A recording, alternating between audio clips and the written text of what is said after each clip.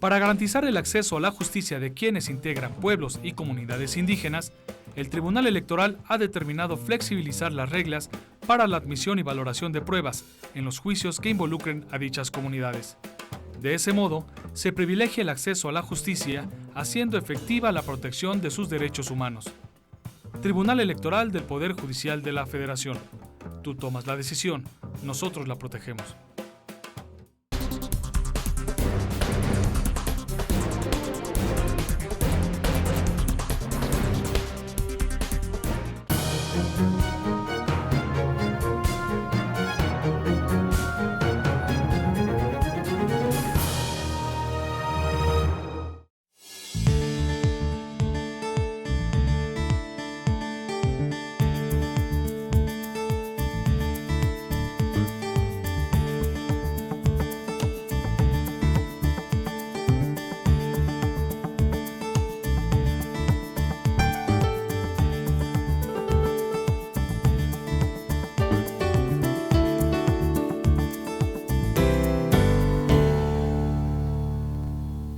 Hola, ¿qué tal? Gracias por acompañarnos a un programa más de El Arte de Juzgar, programa del Tribunal Electoral del Poder Judicial de la Federación. Y si hablamos de empoderar a las mujeres, de la paridad de género, hoy nos acompaña una gran artista, una destacada persona que precisamente me refiero a Raga García Arteaga.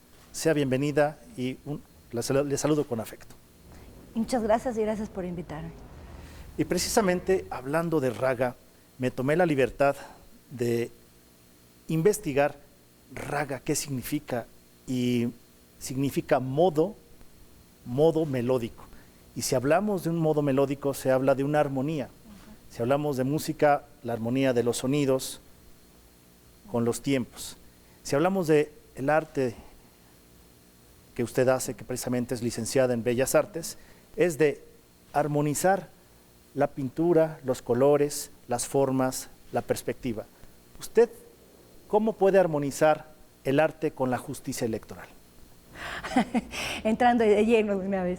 Bueno, la pintura habla a distintas partes de nuestro, es cuerpo, mente y espíritu. Ken Wilber definió, por ejemplo, la pintura que nada más es retiniana, o la pintura que habla con conceptos, como ahora son ocurrencias, como los instaladores que ahora no pintan sino hacen instalaciones, y la que habla al espíritu. Y yo en los últimos años estoy tratando de llegar a ese espíritu que todos tenemos dentro, pero que nadie puede pesar, medir ni catalogar. Se llama lenguaje alquímico y es la sublimación de la materia en espíritu. ¿Y cómo relacionaría esa alquimia con la justicia?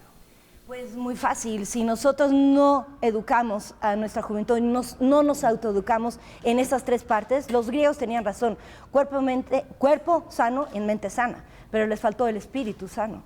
Y ahora yo me he estado dando cuenta, estamos muy metidos en la educación con maestros en la sección 22 de Oaxaca, dando charlas a los maestros, me estoy dando cuenta que si no hacemos una educación tripartita a esos tres elementos de los que constituye el ser humano, pues vamos a estar completamente desfasados. Estamos haciendo seres humanos infelices. Entonces, no hay justicia desde la educación, no hay justicia desde la infancia. Entonces, estamos haciendo seres humanos injustos, porque no saben lo que es la justicia, porque no la viven en carne propia desde que nacen hasta que morimos. Excelente. Si usted habla de libertad, y aprecio en su libro El lenguaje de las aves. En la impartición de justicia tenemos la libertad precisamente de defender la libertad del voto, de defender los derechos político-electorales.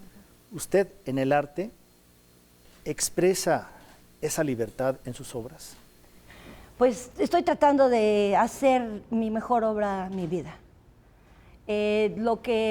No sé quién lo dijo, pero lo que los hombres utilizan su ingenio para su obra, la mujer lo utiliza para la vida. Y yo creo que si en una sociedad falla la mujer como ahora está fallando mucho, porque yo tengo miedo de acceder a una mujer en un puesto de poder, porque no sé cómo me va a tratar. Una mujer no es justa con otra mujer. Una mujer siempre ve como a alguien que está no a favor de la mujer, sino en contra de. Se ha perdido mucho, la mujer ha perdido mucho al llegar a puestos de poder.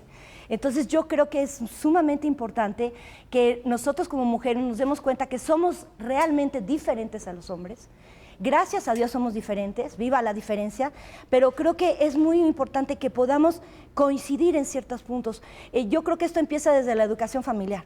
Yo no tuve hijos porque no me pude poner de acuerdo con Leonardo en cómo los íbamos a educar. Entonces nos fuimos más que nada a hacer un parque, porque es cuestión de justicia. Yo creo que nosotros vivimos 27 años en medio de la selva huatulqueña, en un lugar que se llama Cacalutla, que es lugar de pájaros negros. Vivíamos de la cacería y de la pesca de mi marido. Ahí es cuando me di cuenta que sí somos completamente diferentes, que si yo me peleaba con el que me abastecía de comer, pues no me iba a dar de comer. Entonces yo creo que sí tenemos que aprender a trabajar en equipo. Yo hago unas cosas que él no puede hacer y él hace unas cosas que yo no puedo hacer. Entonces, cuando eso se complementa, yo creo que es sumamente importante para la sociedad en saber que el yo y el tú no está reñido, sino que está unificado. Entonces, la justicia no nada más es equidad de género. Yo donde vivo, primero en Huatulco, que estábamos completamente aislados, pero ahora estamos viviendo en Etla. Y en Etla le decimos nosotros las mujeres abusos y costumbres, porque no permiten entrar a las mujeres a las comunidades a hablar, a las asambleas comunitarias. Hace poco me atreví a meterme en una de ellas donde sí podíamos entrar, pero arengué a las mujeres a que por favor tomaran voz y voto, y muchas de ellas se enojaron porque dijeron, no, nosotros estamos de acuerdo con lo que está pasando, ¿por qué tenemos que cambiar? Y las jóvenes, por supuesto, se van a Estados Unidos porque no están de acuerdo cómo son este tipo de cosas. Entonces, y me puse a investigar un poco antes de venir aquí al programa, de que la ley establece que hay equidad de género, la Constitución. Entonces, mi pregunta es, ¿cómo es posible que no haya equidad de género en usos y costumbres en los pueblos indígenas? Precisamente parte de la formación y de nuestra cultura, que de manera progresiva va avanzando. Se ha avanzado, nos falta.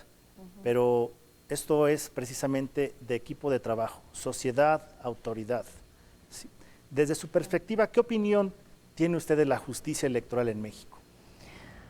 Pues estábamos diciendo, yo creo que nos falta muchísimo, apenas estamos empezando y yo creo que ustedes deberían tener más presupuesto para hacer campañas permanentes, no nada más cuando vienen unas elecciones, empezar a decir que sí, que promover el voto, sino a educar a los jóvenes, que en eso estamos nosotros en las jornadas vasconcelianas. Si se pueden meter a la red, ahí estamos muy metidos. Vamos a comunidades rurales a tratar de que los jóvenes salgan de la inercia en donde están metidos actualmente, porque no tienen libros. ¿Cómo vas a incentivar tú la lectura en un lugar donde no hay libros? Pero sí llega Televisa. Entonces nosotros hemos visto el cambio radical entre una comunidad en donde no había luz eléctrica, al día siguiente que hay luz eléctrica y que empiezan los programas de televisión, ahí viene una injusticia terrible, porque la gente que estaba feliz con lo poco que tenía, en el momento que ve todo lo que supuestamente le hace falta, se vuelve infeliz. Entonces yo creo que estamos haciendo seres humanos injustamente infelices. ¿Y cuál sería tu propuesta para mejorar la democracia?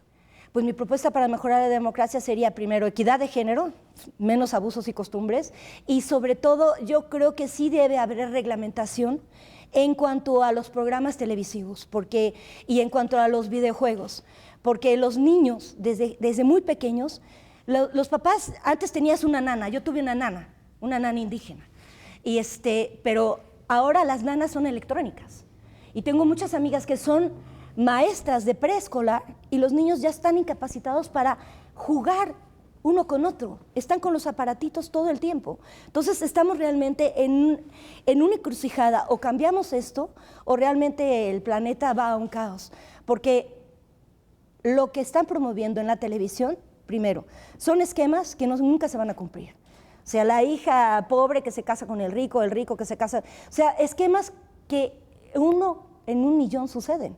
Entonces estás haciendo una sociedad completamente infeliz. Yo creo que debe haber una reglamentación en cuanto a los programas de televisión, en cuanto a lo que comemos, porque si el ser humano es lo que come, pues mejor no investigues qué estamos comiendo, porque todo es cancerígeno, lo que bebemos, el agua que tomamos, el 80% del cuerpo humano es agua. Entonces, si tú tomas un agua contaminada, pues te vas a contaminar. Entonces, yo creo que es muy importante ahora con el cambio climático que nosotros, ahora sí ya está científicamente comprobado, que nosotros lo hemos provocado, que lo hemos acelerado. Entonces, si no hacemos seres humanos conscientes, y un ser humano justo es aquel que toma lo menos de la naturaleza y le regresa algo a cambio. Entonces, lo que nosotros hicimos en Huatulco es decir, bueno, durante tanto tiempo hemos vivido aquí, tenemos que hacer un parque, de pérdida de un parque, ya que no tuvimos hijos, al menos cumplió 17 años este año, el Parque Nacional Bahías de Huatulco. Aprecio que valoras mucho la naturaleza y te has enseñado a convivir con la naturaleza. Y me toca el alma ver cómo utilizas elementos materiales orgánicos y naturales para expresar precisamente tu arte. ¿Qué opinas de los caracoles que utilizas para esos caracoles de color púrpura? Bueno, yo nací en la Ciudad de México. Cuando conozco a Leonardo da Janda, haz de cuenta que flor de asfalto de repente en medio de la selva, para mí fue una experiencia muy, muy, muy difícil, porque la primera impresión que el primer contacto con la muerte que yo tuve fue a los 15 años con mi abuelo.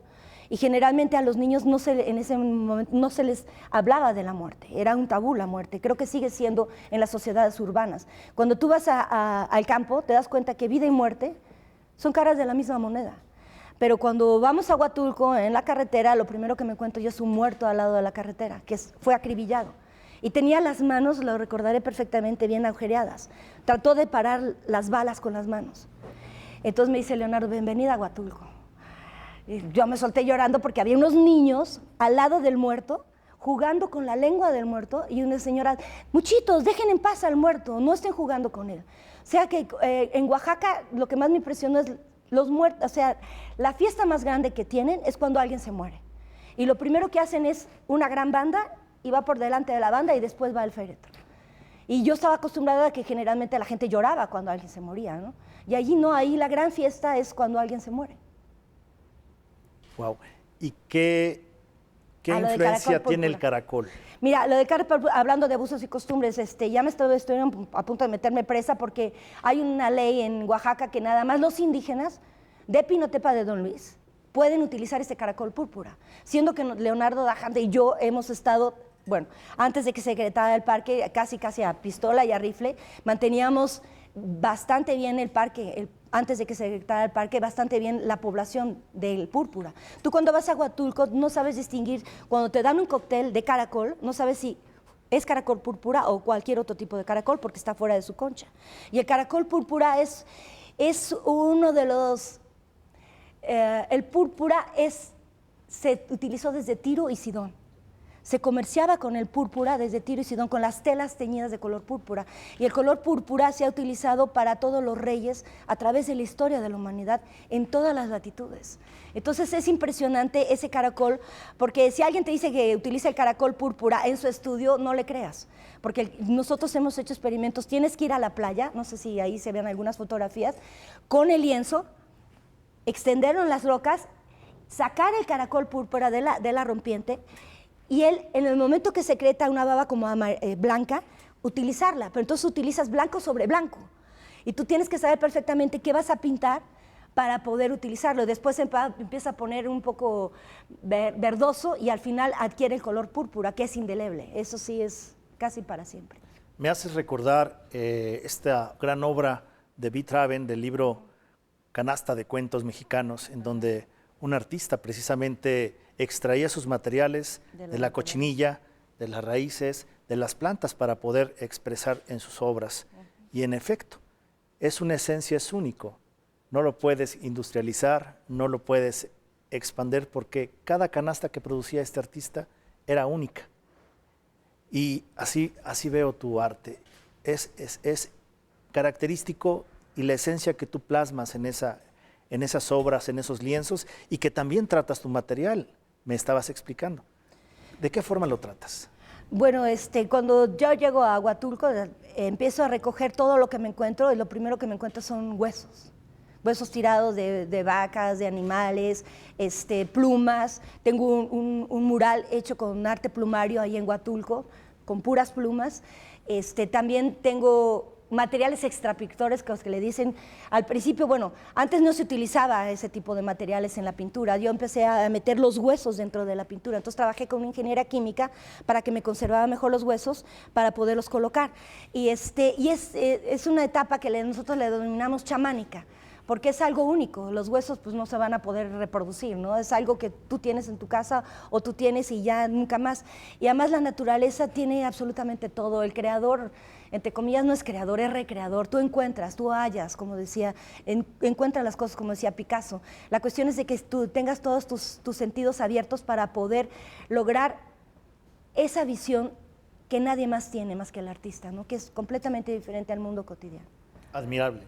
Sobre todo el estado donde resides, Oaxaca, rico en su cultura, en su arte culinario, los chapulines y esa naturaleza que disfrutan, ¿no? En verdad es increíble el estado de Oaxaca. Y hablando de Oaxaca, me recuerda a las memorias de José Vasconcelos, precisamente entre esa obra de Entre el poder y las letras. ¿Qué podrías decirme o opinar respecto entre el poder y el arte? Bueno, últimamente he metido muchísimas frases en mis cuadros, porque yo creo que se deben de complementar. A veces tenía mucho miedo como tengo un compañero que es filósofo y es escritor, había una amiga mía que había sido secretaria de Tamayo y me decía, cuidado y con la literatura, porque te puede absorber completamente. Y yo creo que es al contrario, yo creo que mi gran pintor es Turner. William Turner, el inglés, y él le encantaba la poesía, es más, casi detrás de todos sus cuadros tenía poesías. Él estaba incapacitado para expresarse verbalmente, fue hijo de una persona que era muy baja clase social, pero todos los lores lo invitaban a sus fincas porque tenía el don del color. Era un don natural pero que él había educado realmente, y sus cuadros están sobretrabajados. Los cuadros al óleo están sobretrabajados, pero yo tuve la gran fortuna de estar en una de las retrospectivas más grandes en el 74 en Londres, de los bocetos que él hacía. Uy, si volviera a vivir, yo creo que sus bocetos estarían en todo, porque ahora es el proceso de la pintura lo que más caracteriza ahora a las ventas, ¿no? No el cuadro ya terminado, sino cómo llegaste a eso. Entonces yo creo que la complementación entre la literatura, entre el concepto y la imagen es muy, muy importante. ¿Qué poder tiene el arte? Pues yo creo que es total el arte. La gente en Oaxaca me he dado mucha cuenta que los indígenas tienen una sensibilidad muy especial para la música, para la poesía. Es más, este libro de Lenguaje para pájaros lo hicimos con pues es un poeta, pero también es narrador. Él empezó, fíjate, te voy a platicar una anécdota muy bella, empezó a ser lector. Para que veas que Vasconcelos sí tenía razón, hay que llevar libros a todos los lados. No importa que no lo lean esta generación, lo leerán otra. Hubo un programa de libros de biblioteca de aula. Entonces llegó esa biblioteca de aula a los Sicha. Entonces el maestro dijo, no se lo voy a dar a los alumnos porque no saben utilizar los libros, mejor los voy a guardar. Llegó el huracán Paulina, destrozó la cabañita donde estaba la escuela, y entonces este maestro, como vio que se mojaron los libros, los fue a tirar al monte. Entonces Pergentino con sus cabras fue a pastar al monte las cabras y de repente se encuentra Crimen y Castigo de Dostoyevsky, se encuentra con Vasconcelos, se encuentra con Kafka, y así fue como se hizo lector. Entonces Vasconcelos sí tenía razón, y ahora nosotros estamos en jornadas vasconcelianas tratando de retomar ese ideal de Vasconcelos, de llevar libros a todos los rincones que podamos de Oaxaca. Y vemos que sí, la lectura es sumamente importante, pero no la lectura nada más por la lectura en los libros. Los indígenas saben leer en la naturaleza. Y eso es lo más importante. Nosotros lo que queremos no es nada más que lean libros, sino que lean su propio libro, que es su vida. Excelente. La pintura históricamente ha sido un reflejo de la historia de la humanidad. ¿Crees que en ella haya presencia de nuestra actual justicia? Bueno, depende de los pintores. Es como depende de cada uno. Lo que yo sí creo que todos los seres humanos tienen derecho, y en eso se basa la justicia, a acceder al arte, a las diferentes manifestaciones artísticas. Y yo creo que si entre más educación tengamos desde la infancia, desde la escuela y sobre todo desde la familia, mayor acercamiento tendremos para poder valorar el arte. Si tú no tienes una educación para valorar el arte, es muy difícil que ahora te puedas detener 5 minutos en el arte conceptual, en las instalaciones que están haciendo ahora, ¿no? Que a veces son bastante malas ocurrencias. ¿Qué definición personal podrías darle a la injusticia? Pues la injusticia sería la inequidad de género, la que padecemos todos los días las mujeres. No en casa, precisamente, pero públicamente.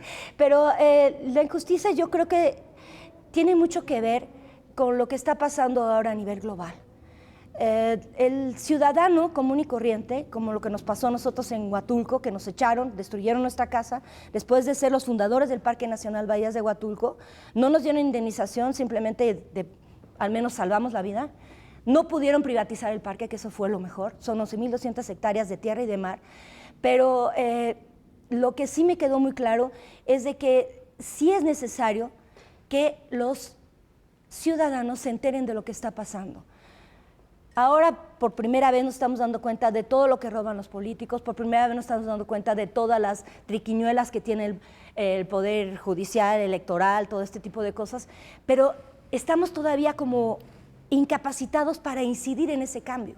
Y lo que estoy viendo yo con las televisoras y con los programas de televisión actuales, con tanta violencia que dan indiscriminadamente, es que estamos haciendo seres humanos completamente infelices.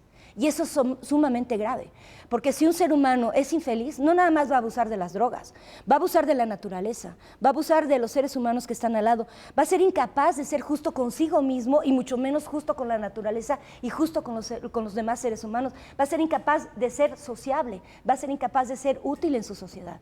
Entonces yo creo que sí hay que cambiar absolutamente el fin último de nuestra sociedad, que es enriquecerse a como de lugar. A los lugares donde vamos, por ejemplo, te voy a poner un ejemplo drástico, vamos al Istmo, y en el Istmo les decimos al final de nuestras pláticas, bueno, chavos, ¿ustedes qué quieren ser? Y se levantan, yo sicario, pero con la mayor desfachatez del mundo. ¿Y por qué? Pues porque son ricos, pero te van a matar pronto. Pues prefiero tener algo a no tener nada. Y vamos a la Sierra Juárez, donde la comunalidad está, la Coca-Cola no entra porque no quiere quitar sus desechos, son increíbles ahí. Bueno, chicos, ¿ustedes qué quieren hacer? Y la última sí me enterneció. Pues yo creo que vamos a ser padres, ¿no? Vamos a ser padres de familia. Fíjate la diferencia entre la costa y la montaña. Entonces yo creo que donde no llega tanto la televisión, donde no llega tanto el consumismo, donde la comunalidad, donde es más importante que enriquecerse un individuo solo. En cambio, en la urbanidad, el mismo San Bartolo, Coyotepec, que hay una inequidad de género terrible, un pleito durísimo, y las mismas mujeres se oponían a las mujeres que tenían puestos de poder, decían que tenían que regresar al fogón. Y la otra mujer le decía, bueno, si somos usos y costumbres, entonces los que están en puestos de poder no van a cobrar, porque se supone que es un servicio a la comunidad. Entonces se acabó. Veo que utilizas el lenguaje de las aves. De hecho, haces mención ahí de un lenguaje zapoteca, la libertad de hablar, la libertad de expresarse, la libertad de pintar. ¿En qué ave tú consideras que, o podrías poner a la justicia? ¿En qué ave particularmente? Pues fíjate, fue increíble. Yo hice un mural que se quemó junto con la justicia en Oaxaca en el 2006, que era una garza blanca con la balanza en su pico. No tenía vendados los ojos, los tenía muy bien abiertos. Tenía una balanza en su pico y estaban tratando de equilibrar los hechos con la virtud que es impartir justicia. Porque es muy diferente, claro, estaba en un manglar muy bello, que es el aguaje de Cacaluta. Es que es muy diferente. Si una persona no es sabia, si una persona no es justa, ¿cómo va a ser un juez justo y sabio? Eso sí te lo dejo. ¿Qué opinión tienes ahora entonces de los magistrados y magistradas del Tribunal Electoral? Pues me metí un poco a la red y vi los sueldos tan exorbitantes que están ganando los 7 magistrados, más de 3 millones de pesos al año. Y yo creo que sí tienen que hacer un recuestionamiento ellos mismos, no que se los impongan de fuera. Porque si estás tratando de ser un juez justo, tienes que ser justo contigo mismo. Entonces, ¿cómo es posible que ganes tanto dinero habiendo tanta pobreza en este país? Primero. Y segundo, yo creo que sí es importante que el ciudadano tome más participación, pero no a nivel violento, todavía nos faltan mecanismos. El cuarto poder, que es la televisión, y ahora ya es Internet, que es muy bueno, nos están dando esas posibilidades, pero yo creo que sí, las leyes deberían reflejar más eso, ¿no? El cómo un ciudadano común y corriente puede apelar a la justicia sin tener que matar al injusto. Y para ir concluyendo, ¿el arte y la justicia se relacionan en tu obra? Pues yo estoy tratando de ser justa conmigo mismo, me cuesta muchísimo trabajo porque a veces no me tolero, porque no puedo acceder a esas partes sublimes que están en el supraconsciencia. Nosotros tenemos 3 niveles: infraconsciencia, donde están todas las psicopatologías; conciencia, que generalmente no estamos conscientes la mayor parte del tiempo, sino estamos en automático; y supraconsciencia. La supraconsciencia es el espíritu. Y yo estoy tratando cada vez más de acceder a esa supraconsciencia. Entonces, en Lenguaje de Pájaros, lo que yo quise es que el espectador tratara de encontrar su espíritu. No repetirme, porque cada poema, tratamos 3 años en hacerlo, cada poema y cada imagen significan un estado diferente de ser. Y la alquimia es precisamente eso, lenguaje de pájaros, es el lenguaje de los filósofos. El destrozar, más bien, el sublimar tu parte material hacia la parte espiritual. Raga, muchísimas gracias. En verdad nos honra tu presencia, que nos hayas acompañado. Si nos hicieras el gran favor de firmar, por favor, el libro. Raga ha cursado precisamente esta licenciatura de las Bellas Artes en San Miguel Allende, en Guanajuato. Hoy reside en Oaxaca, lugar donde precisamente convive con la naturaleza, y una de sus características, que utiliza precisamente esos materiales naturales para plasmar sus obras. Es en verdad encantador tener gente que pueda expresar su libertad a través del arte, y que precisamente la justicia de eso trata, de precisamente cuidar y proteger los derechos político-electorales de los ciudadanos. Y esperemos que pronto volvamos a verla por aquí en estos lugares, en estos recintos, en esta institución, y que siempre la vamos a recordar con mucho cariño. ¿Podría, por favor, leernos? Claro, para que la impartición de justicia llegue a ser buena, bella y verdadera. Muchas gracias, Raga. Te agradezco. Esta fue una emisión más de su programa El Arte de Juzgar. Mi nombre es Francisco Hurtado Delgado, magistrado del Tribunal Electoral del Estado de Morelos. Esperemos vernos pronto. Hasta la próxima.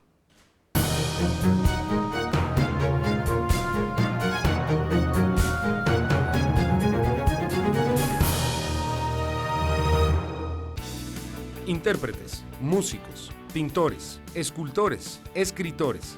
Todas y todos los artistas tienen algo que decir en cuestión de justicia, expresado a través de su arte. Serán invitados por magistradas y magistrados a platicar con el fin de encontrar el punto de unión entre la impartición de justicia y el arte. Acompáñalos en estas amenas charlas, aquí, en Plataforma Electoral, el canal de televisión por internet del Tribunal Electoral del Poder Judicial de la Federación, en donde tú tienes mucho que ver. El Tribunal Electoral del Poder Judicial de la Federación reducirá en 497.3 millones de pesos su presupuesto para 2016, 15.8% menos de lo que ejerció este año. Con eficiencia y voluntad se logrará un adecuado ejercicio presupuestal el próximo año, cuando se renovarán 12 gubernaturas, 13 congresos locales y 1.394 ayuntamientos. Tribunal Electoral del Poder Judicial de la Federación. Tú tomas la decisión, nosotros la protegemos.